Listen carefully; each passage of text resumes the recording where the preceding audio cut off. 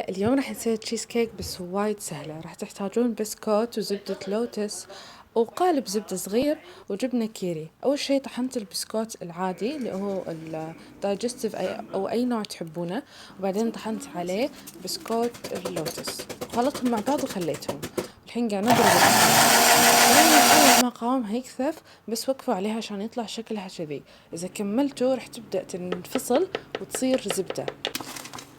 بس خلينا الكريمة بالثلاجة، والحين راح نحط البسكوت. هالبسكوت انخلط بزبدة، قالب زبدة صغير 250 جرام، ونسيحه ونخلط مع البسكوت. إذا البسكوت يابس وما قاعد يتضبط زيدوا شوية زبدة. خلطنا 6 مكعبات كيري مع زبدة اللوتس بالخلاط، ولما يطلعون يصير قوامهم كريمي نحط عليهم سكر باودر، وبعدين نحطهم بالخلاط ونزيد عليهم الكريمة الباردة اللي احنا خلطناها بالأول وحطيناها تبرد في الثلاجة.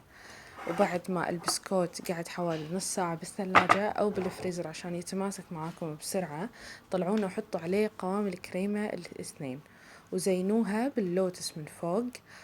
أي طريقة تزينوا فيها راح تطلع حلوة. بس المهم الوصفة سهلة ولذيذة وشهية وشكلها وايد حلو للعيد. عساكم من عوادة، جربوها، كتبوا رأيكم بالكومنتات.